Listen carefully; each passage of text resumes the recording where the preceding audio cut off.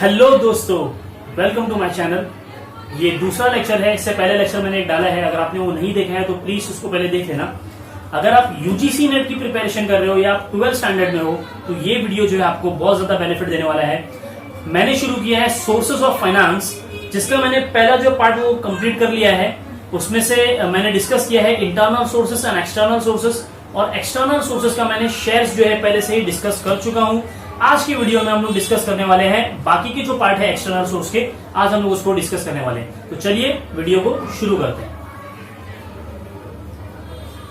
तो गाइस, जैसा आप देख सकते हो, मैंने बताया था कि एक्सटर्नल सोर्सेस में जो है वो शेयर्स है, डिबेंचर्स है, बॉन्ड्स है, पब्लिक डिपॉजिट्स है, बैंक लोन्स है, ट्रेड क्रेडिट्स है। तो ये सारी जो है वो एक्सटर्नल सोर्सेस है, बाहर के जरिए कंपनी को पैसा कलेक्ट करने के लिए, पैसा इशू करने के लिए। ठीक है, तो आज हम लोग जो डिस्कस करने वाले हैं वो उसका नाम है सेकंड पॉइंट, जिसका नाम है डिबेंचर। ओके, तो चलो अब बेसिकली डिबेंचर होता क्या है। मैंने आपको शेयर बताया ना, शेयर जैसा है वैसा ही डिबेंचर है, लेकिन सिर्फ डिफरेंस क्या है। डिबेंचर क्या है, एक लोन कैपिटल है। यानी कि लोन कैपिटल यानी कि जो डिबेंचर होल्डर होते हैं वो कंपनी को क्या देते हैं, पैसा तो देते हैं। ठीक है, बिजनेस चलाने के लिए पैसा वो कंपनी को देते हैं, लेकिन वो कैसे देते हैं, क्रेडिट पे देते हैं। क्रेडिट पे यानी कि लोन पे देते हैं, उधार पे देते हैं। और जो शेयर होल्डर होते हैं वो भी कंपनी को क्या करते हैं, पैसा देते हैं बाय परचेजिंग द शेयर्स, लेकिन वो कंपनी को उधार पे नहीं देते, वो कंपनी को पैसा देते हैं और वो खुद ओनर बन जाते हैं। तो इसीलिए मैं फिर से बता रहा हूं कि जो शेयर होल्डर होते हैं वो कंपनी के, वो होते हैं ओनर ऑफ द कंपनी होते हैं। ठीक है, they are the real owner of the company. और जो डिबेंचर होल्डर होते हैं वो कंपनी के क्या होते हैं, क्रेडिटर होते हैं। अगर हिंदी में बोलूं तो लेनदार होते हैं। ठीक है, वो कंपनी को क्या करते हैं, लोन देते हैं बाय परचेजिंग द डिबेंचर। ठीक है, बेसिकली मतलब क्या है कि कंपनी, ये कंपनी है, कंपनी को क्या है, पैसे की जरूरत है, तो कंपनी या तो शेयर इशू करती है या तो डिबेंचर इशू करती है। तो डिबेंचर कंपनी इशू कर रही है, इसका मतलब क्या है कि कंपनी क्या कर रही है, लोगों को बोल रही है कि आओ डिबेंचर में पैसा इन्वेस्ट करो और कंपनी के डिबेंचर होल्डर बन जाओ। ठीक है, तो वो लोग क्या करते हैं, डिबेंचर होल्डर लोग, अगर वो इंटरेस्टेड है तो वो कंपनी में पैसा लगाते हैं।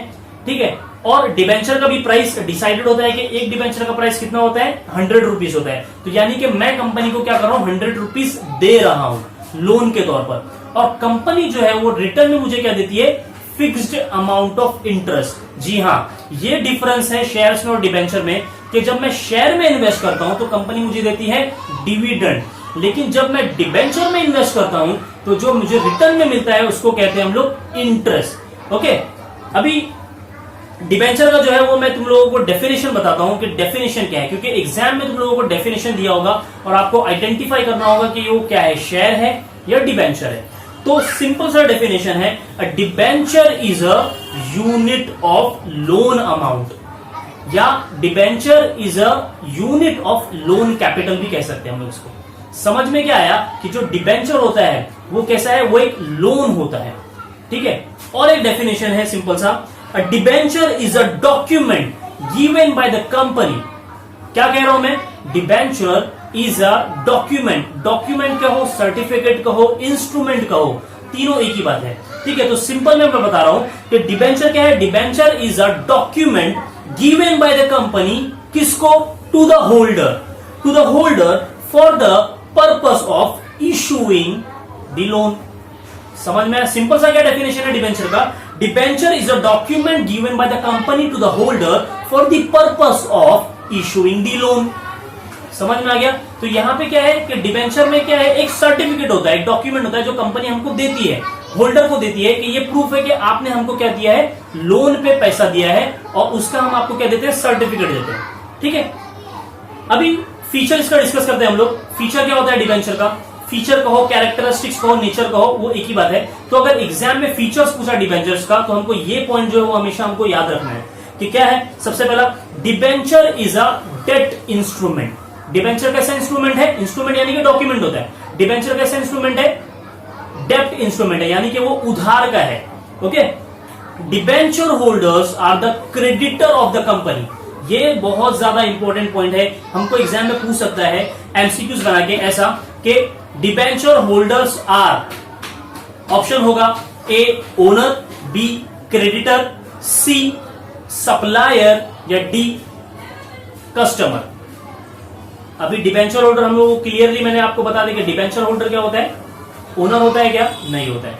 कौन होता है, क्रेडिटर होता है। तो इसका आंसर क्या होने वाला है, क्रेडिटर ऑफ द कंपनी। ठीक है, थर्ड क्या फीचर है इसका, debenture holders get fixed rate of interest. जी हाँ, डिबेंचर होल्डर को जो रिटर्न में इनकम मिलती है उसको क्या बोलते हैं हम लोग, डिविडेंड।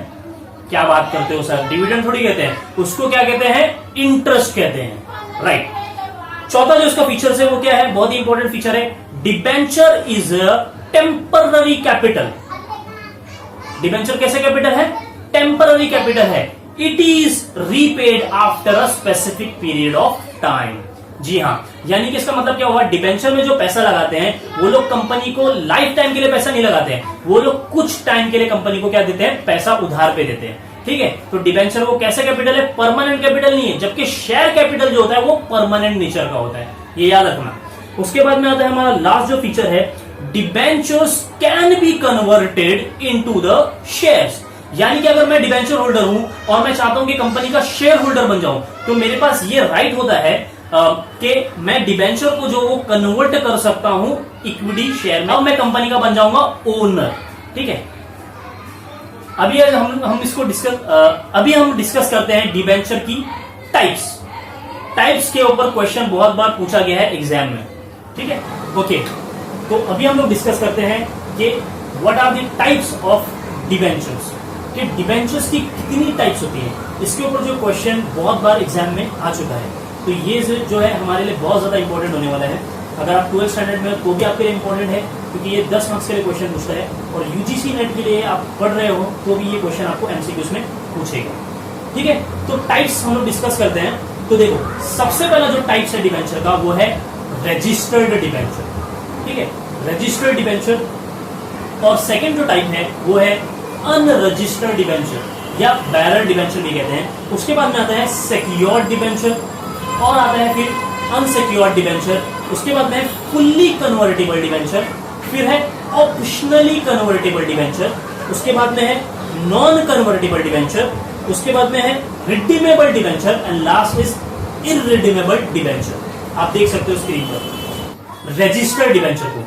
ठीक है, तो रजिस्टर्ड डिबेंचर क्या होता है, नाम से ही पता चल रहा है कि ये जो डिबेंचर है वो कैसा होता है, रजिस्टर्ड होता है कंपनी के पास। रजिस्टर का मतलब क्या होता है, जिसका नाम एड्रेस जो है वो क्या होता है कंपनी के पास रिकॉर्डेड होता है। ओके, तो these are the debentures which are registered with the company. The name address of the debenture holders are recorded with the company. Okay, उसके ही अपोजिट है जो सेकंड है हमारा, वो क्या है, अनरजिस्टर्ड डिबेंचर। अनरजिस्टर्ड डिबेंचर को हम और क्या कहते हैं, बेयरर डिबेंचर। ये नाम याद रखना, बेयरर डिबेंचर ही अनरजिस्टर्ड डिबेंचर होता है। तो these are the debentures which are not registered, which are not recorded with the company. Sir ऐसा क्यों है कि डिबेंचर अनरजिस्टर्ड भी है, अनरजिस्टर्ड डिबेंचर का क्या फायदा होता है? तो अनरजिस्टर्ड डिबेंचर का ये फायदा है कि कंपनी के पास कोई एक स्पेसिफिक डिबेंचर होल्डर का नाम नहीं है। तो अगर डिबेंचर का मुझे इंटरेस्ट लेना है तो मैं किसी को भी भेज सकता हूं इंटरेस्ट लेने के लिए, क्योंकि कंपनी के पास नेम जो है वो रिकॉर्डेड नहीं है। इट्स मेयरली ट्रांसफर इसको कहते हैं हम लोग। ओके, और जो रजिस्टर्ड डिबेंचर होता है वो रजिस्टर्ड होल्डर को ही जाना पड़ेगा इंटरेस्ट कलेक्ट करने के लिए। ओके, और नेक्स्ट जो हमारा वो है सिक्योर्ड डिबेंचर। सिक्योर का मतलब क्या होता है? सिक्योर यानी कि हमको क्या दी जा रही है, यहाँ पे सिक्योरिटी दी जा रही है एक तरीके से, कि हमारा जो पैसा है वो क्या होगा, सेफ रहेगा, हमारा पैसा जो है वो नुकसान नहीं होने वाला है। तो सिक्योर्ड डिबेंचर क्या होते हैं? These are the debentures which are secured by charge on the assets or property of the company.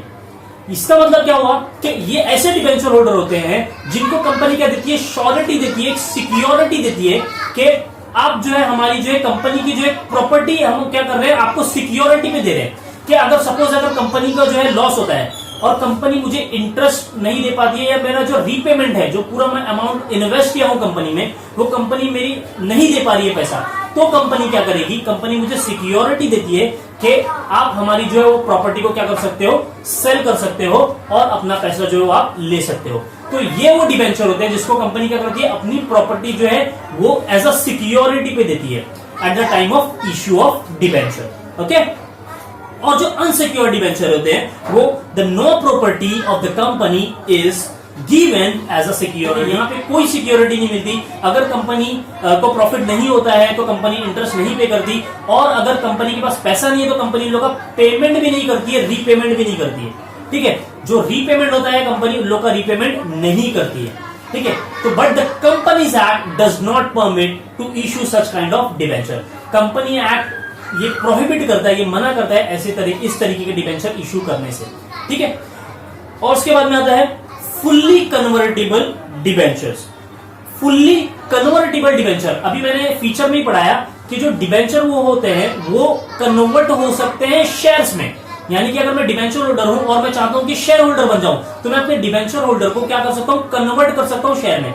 तो ये कौन सा डिबेंचर है, फुल्ली कन्वर्टेबल डिबेंचर। यानी कि जितना भी अमाउंट मेरा डिबेंचर का होगा वो सारा अमाउंट कन्वर्ट हो जाएगा fully into the shares. Okay, so these are the debentures that can be fully converted into the shares after a specific period of time. यानी कि कुछ टाइम के बाद वो डिसाइडेड होता है at the time of issue कि कितने टाइम के बाद, कितने पीरियड ऑफ टाइम के बाद में मेरा डिबेंचर जो कन्वर्ट हो जाएगा शेयर्स के अंदर। ओके, यहाँ पे मुझे कोई ऑप्शन नहीं मिल रहा है, यहाँ पे कंपलसरी मेरा डिबेंचर क्या हो जा रहा है, कन्वर्ट हो जा रहा है शेयर्स के अंदर। सेकंड है मेरा ऑप्शनली कन्वर्टेबल डिबेंचर। अब यहाँ पे देखो क्या लिखा हुआ है, ऑप्शनली कन्वर्टेबल डिबेंचर। यानी कि जब मैं डिबेंचर खरीदता हूं तो मुझे ये कंपनी ऑफर करती है क्या फुल्ली कन्वर्टेबल डिबेंचर भी खरीद सकते हो या ऑप्शनली कन्वर्टेबल डिबेंचर भी खरीद सकते हो। ऑप्शनली में क्या फायदा है कि ऑप्शनली में डिबेंचर में मेरे को ये ऑप्शन मिलता है कि मैं चाहूं तो डिबेंचर को कन्वर्ट कर सकता हूं शेयर्स में आगे चल के, लेकिन अगर मैं नहीं चाहूं तो मैं अपना डिबेंचर को वैसा ही का डिबेंचर रहने दे सकता हूं। मुझे जरूरत नहीं है कि मैं उसको शेयर में कन्वर्ट करूं। तो इसमें डिफरेंस क्या है फुल्ली कन्वर्टेबल में और ऑप्शनल में, कि फुल्ली कन्वर्टेबल में वो डिबेंचर कन्वर्ट होने ही वाला है शेयर्स में, after specific period of time वो कन्वर्ट होने ही वाला है। लेकिन जो ऑप्शनली कन्वर्टेबल है उसमें मेरे को ये ऑप्शन दिया जाता है कि मैं चाहूं तो उसको बाद में कन्वर्ट कर सकता हूं।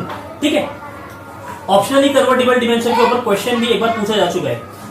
उसके बाद में आता है नॉन कन्वर्टेबल डिबेंचर। सिंपल है, these are the debentures that are not convertible into the shares. ये वो डिबेंचर होते हैं जो कन्वर्ट नहीं होते शेयर में, यानी कि वो डिबेंचर ही रहते हैं। ठीक है, उसके बाद में आता है जो सेकंड क्लास है हमारा, वो है रिडीमेबल डिबेंचर। अब सर ये रिडीमेबल का मतलब क्या होता है, देखो रिडीमेबल का मतलब क्या होता है बेसिकली कि पेमेंट करना, रीपेमेंट करना। यानी कि मैंने आपको पैसा दिया है और मैं आपको क्या कर रहा हूं, अभी पैसा रिटर्न कर रहा हूं। तो जो हम पैसा रिटर्न करते हैं सामने वाले को, उसको कहते हैं रिडीम करना। ठीक है, तो रिडीमेबल डिबेंचर क्या होता है, these are the debentures that are repaid after a specific period of time. यानी कि वो ऐसे डिबेंचर होते हैं जो कंपनी को कुछ टाइम के लिए पैसा देते हैं और उसके बाद में क्या हो जाते हैं, वो कंपनी इसको रिडीम कर देती है। यानी कि उनका पूरा पैसा जो कंपनी क्या करती है, रिटर्न कर देती है, रीपेमेंट कर देती है। उसको कहते हैं हम लोग रिडीमेबल डिबेंचर्स। ठीक है, उसके बाद में आता है हमारा इररिडीमेबल डिबेंचर्स। यहाँ पे क्या फर्क क्या है, वहां पे रिडीमेबल था, यहाँ पे क्या लिखा हुआ है, इररिडीमेबल, यानी कि वो उसका अपोजिट है। ये अच्छी बात है कि अगर आप एक पॉइंट को याद रखते हो तो दूसरा पॉइंट आपको ऑटोमेटिकली उसका अपोजिट होता है। ठीक है, तो रिडीमेबल मैंने बताया कि रीपेमेंट यहाँ पे होता है, इररिडीमेबल में रीपेमेंट नहीं होगा। हाँ बराबर, तो जो रीपेमेंट होता है यहाँ पे इररिडीमेबल डिबेंचर में वहां पे रीपेमेंट होता ही नहीं है। सर ये कैसी बात होगी, तो डिबेंचर्स के फीचर से एकदम ही उल्टा हो गया कि यहाँ पे तो पैसा ही नहीं मिल रहा है हम लोग को। जी हाँ, इसीलिए जो कंपनीज एक्ट 2013 है उसने ये अलाउ नहीं किया कि ऐसे डिबेंचर को इश्यू करने के लिए। These are the debentures that are not repayable during the life time of the company. यानी कि कंपनी के पूरे लाइफ टाइम में वो पेबल ही नहीं होता है, यानी कि कंपनी उसको पेमेंट ही नहीं करती है। ठीक है, but the companies act does not permit to issue such kind of debentures. Okay, यहां तक समझ में आ गया। डिबेंचर क्लियर है कि डिबेंचर क्या होता है कि वो कंपनी को लोन देता है bye purchasing the debentures. Okay, और वो प्रूफ क्या है, मेरे पास डिबेंचर सर्टिफिकेट होता है कि मैंने डिबेंचर खरीदा है, और रिटर्न में मुझे क्या मिलता है, मुझे इंटरेस्ट मिलता है। ये क्वेश्चन पूछा जा सकता है कि डिबेंचर होल्डर्स गेट्स, ऑप्शन होगा ए dividend, B interest, C commission या डी प्रॉफिट। तो आपको बताना है कि इसमें से डिबेंचर होल्डर को क्या मिलता है। ठीक है, तो चलो आज का लेक्चर यही खत्म करते हैं, और आगे वाले लेक्चर में हम लोग उसका नेक्स्ट पार्ट जो है उसको डिस्कस करेंगे। जो हमारा नेक्स्ट पार्ट है एक्सटर्नल सोर्सेस का, वो उसको डिस्कस करना है। इंटरनल सोर्सेस का, रिटेन अर्निंग को डिस्कस करना है। तो जब तक के लिए टेक केयर।